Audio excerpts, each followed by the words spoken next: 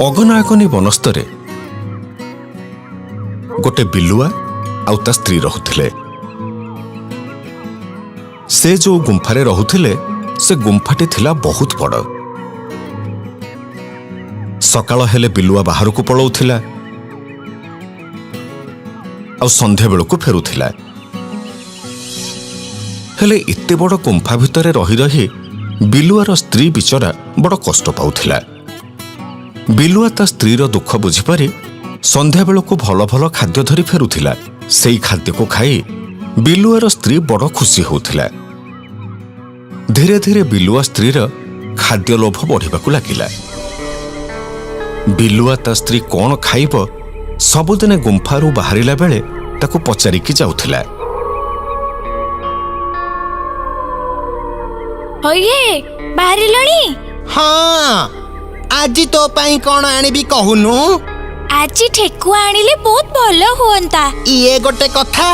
ठीक अछि, नेइकी आसीबी। हौ जाओ।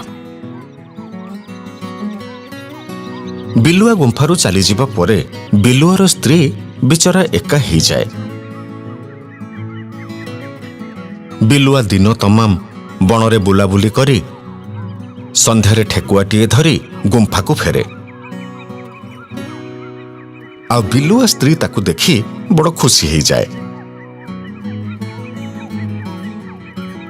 आसिलोणी? एई ने खाई दे। मन खुशी रे बिलुआर स्त्री ताकू खाए।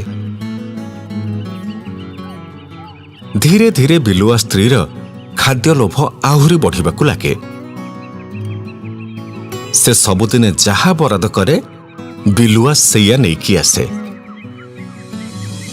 जोगकू दिने बिलुआर देह खराब हैला। से बाहर को जाई परिलानी। घर भितरे सोई रहिला। कौन हैला? एमिति घोड़ियाई सोइलोणी? मो देह भलो लागुनी लो, जरुआ जरुआ लागुची। हौ हौ तमे विश्राम नियो। हेले तू खाइबु कौन? जहा घरे अछि मु खाई के चळेई देबी, तमे व्यस्त हुअनी। खाद्यलोभी बिलुआ स्त्री बिचरा बिलुआ जेते दिन घरे पड़ी रहिला खाइबाकू बड़ हैरान हैला। हेले जो दिन बिलुआर देह भल ही गला आउ से बाहर को जिबा पई बाहरिला से दिन से ताकू कहिला, सुन बहुत दिन हेलाणी पाटेरे टिके भलो जिनिस बाजिनी। हाँ, तू कौन खाइबु कहूनु? आज टिके रोही माछ आनिले हुअंतानी। ये गोटाए कथा। निश्चय नेइकी आसीबी। किंतु बिलुआ जानिथिला रोही माछ धरिबा ता पक्षरे बहुत कष्टकर काम। तेणु से आउ कुआड़े न जाई सीधा चलिला नईकूलकू। नईकूलरे आगरू दुईटी बिलेई माछ धरिबा पई चाहि बसिथिले। बिलुआ तांको पाखकू गलानी।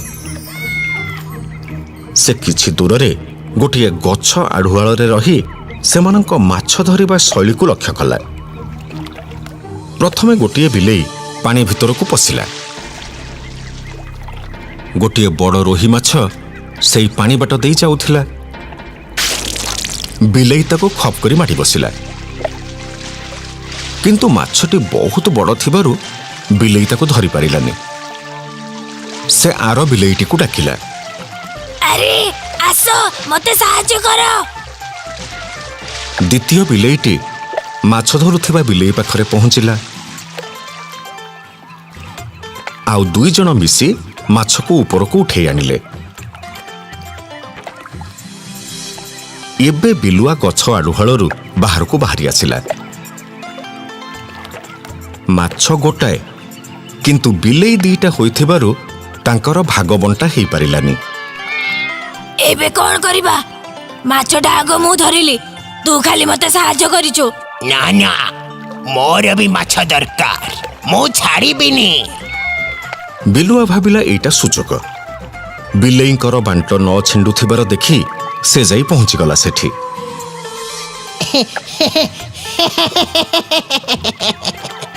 अरे कौन है तम मानकर? बिलुआ ना आम बांट छिंडुनी।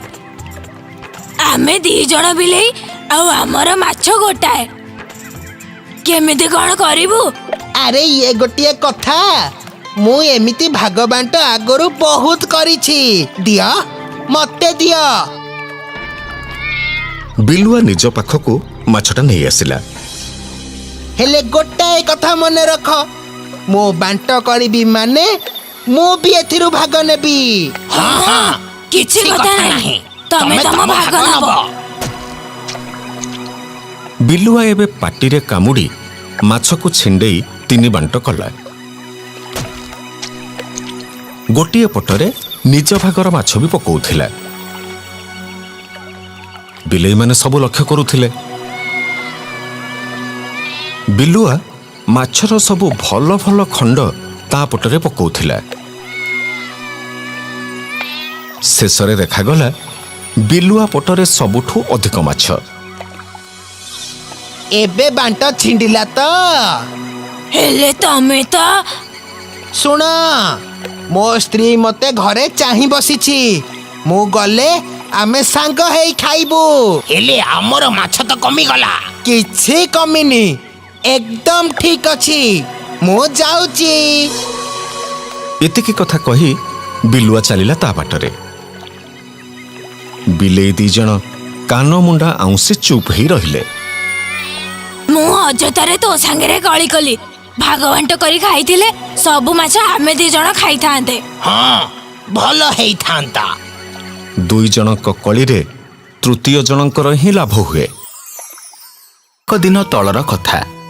ଗୋଟିଏ ଜଙ୍ଗଲରେ ବିଲୁଆ ଆଉ ବାଘ 2 ସଙ୍ଗାତ ଥିଲେ। ଜଙ୍ଗଲର ଅନ୍ୟ ପ୍ରାଣୀମାନେ ତାଙ୍କ ବନ୍ଧୁତ୍ୱ ଦେଖି ବହୁତ ଈର୍ଷା କରୁଥିଲେ। ଦିନେ ଗୋଟିଏ ହାତୀ ନଈରେ ଗାଧୋଉଥିଲା। ସେଇ ନଈକୁ ବିଲୁଆ ବି ଗାଧେଇବାକୁ ଗଲା। କିରେ ବିଲୁଆ, ତୁ ଏ ନଈକୁ କାହିଁକି ଆସିଛୁ? ମୁଁ ଗାଧେଇବାକୁ ଆସିଛି ଭାଇ। ଆଁ, ତୋର ଏତେ ସାହସ? ମୁଁ ଜଙ୍ଗଲର ସବୁଠୁ ବଡ଼ ପ୍ରାଣୀ। ମୁଁ ଏଇ ନଈରେ ଗାଧୋଉଛି ମାନେ ତୁ ଦୂରେଇକି ରହିବା କଥା।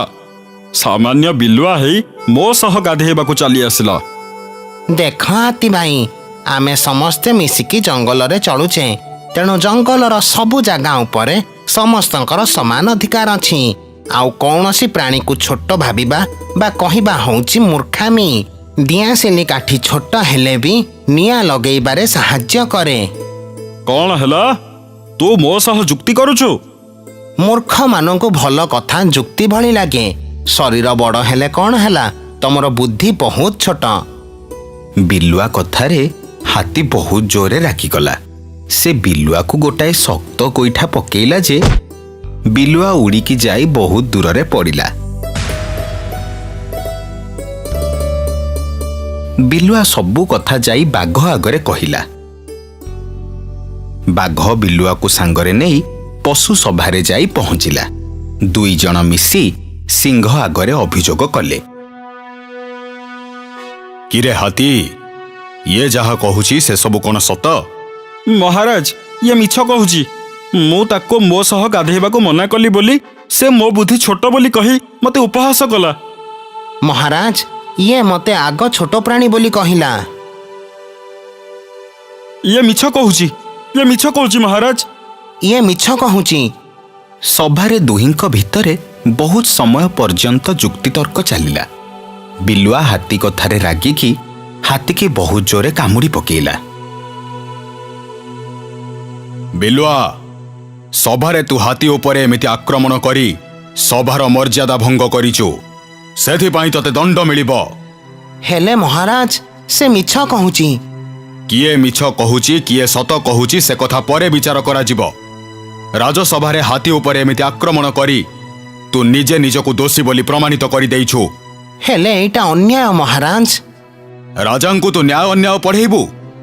ଶୁଣ, କାଲିଠୁ 5 ଦିନ ପର୍ଯ୍ୟନ୍ତ ତୁ ତ ଗୁମ୍ଫାରୁ ବାହାରିବୁନି। ଆଉ ଜଙ୍ଗଲର କୌଣସି ଜିନିଷ ତୁ ବ୍ୟବହାର କରିପାରିବୁନି।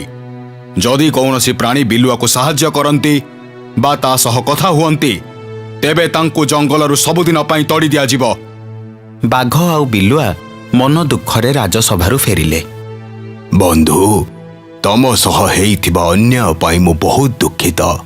ଆମେ ରାଜସଭାକୁ ନ ଯାଇଥିଲେ ତମକୁ ଏ ଦଣ୍ଡ ମିଳିନଥାନ୍ତା। ଛାଡ଼, ତମେ ମନ କଷ୍ଟ କରନି ବନ୍ଧୁ, ଯାହା ହବାର ଥିଲା ହେଲା, ସେସବୁ ଭାବି ଆଉ ଲାଭ ନାହିଁ। ହେଲେ ବନ୍ଧୁ, ତମେ ନ ଖାଇ ପିଇ 5 ଦିନ କେମିତି କାଟିବ? ତମେ ସେ କଥା ଚିନ୍ତା କରନି, ମୁଁ କିଛି ଉପାୟ ନିଶ୍ଚୟ ବାହାର କରିବି। ବାଘ ସେଠୁ ଚାଲିଗଲା। ବିଲୁଆ ଗୁମ୍ଫାରେ ବନ୍ଦୀ ହେଇ ରହିଲା। 2 ଦିନ ବିତିଗଲା। ହଠାତ୍ ଦିନେ ରାତିରେ ପଶୁମାନଙ୍କ ଗୁମ୍ଫାରୁ ଖାଦ୍ୟ ଚୋରି ହେଲା। ମହାରାଜ, ମୋ ଗୁମ୍ଫାରେ ମୁଁ 10ଟା କେନ୍ଦୁ ରଖିଥିଲି। ସକାଳେ ଉଠି ଦେଖିଲା ବେଳକୁ ଆଉ ଗୋଟେ ବି କେନ୍ଦୁ ନାହିଁ। ମହାରାଜ, କାଲି ରାତିରେ ମୁଁ ଆଖୁ ଖାଇବି ବୋଲି ଆଣିଥିଲି। ଖାଇବାକୁ ଗଲା ବେଳକୁ ଦେଖିଲି ମୋ ଆଖୁ କିଏ ନେଇ ଯାଇଛି। ମହାରାଜ, ମୋ ଘରୁ ବିଡାଏ ମୂଳା ଚୋରି ହେଇଛି। ପଶୁମାନେ ଗୁମ୍ଫାରୁ ଯାହା ଯାହା ଚୋରି ହେଇଥିଲା ସବୁ ଯାଇ ସିଂହ ଆଗରେ କହିଲେ। ଏକଥା ଶୁଣି ସିଂହ ବଡ଼ ଚିନ୍ତାରେ ପଡ଼ିଲା। ତମେ ମାନେ ବ୍ୟସ୍ତ ହୁଅନି, ମୁଁ ଆଜି ରାତିରେ ଜଙ୍ଗଲରେ ପହରା ଦେବି। ମୁଁ ବି ଦେଖିବି ଜଙ୍ଗଲରୁ କିଏ ଚୋରି କରୁଛି। ସିଂହ ପହରା ଦବା କଥା ଶୁଣି ପଶୁମାନେ ନିଶ୍ଚିନ୍ତରେ ରାତିରେ ଶୋଇଲେ।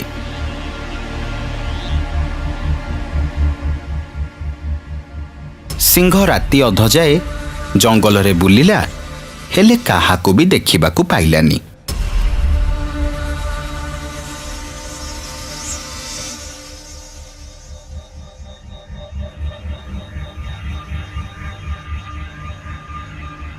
ଚୋର ବୋଧେ ମତେ ଦେଖି ଡରିଗଲା। ମତେ ବି ଭାରି ନିଦ ଲାଗିଲାଣି, ଯାଉଛି ବିଶ୍ରାମ କରିବି। ସିଂହ ଯେତେବେଳେ ଯାଇ ତା ଗୁମ୍ଫାରେ ପହଞ୍ଚିଲା, ସେ ଦେଖିଲା ତା ଗୁମ୍ଫାରୁ ମାଂସ ଚୋରି ହେଇଛି। ଏକଥା ଦେଖି ସିଂହ ବହୁତ ଜୋରେ ରାଗିଗଲା।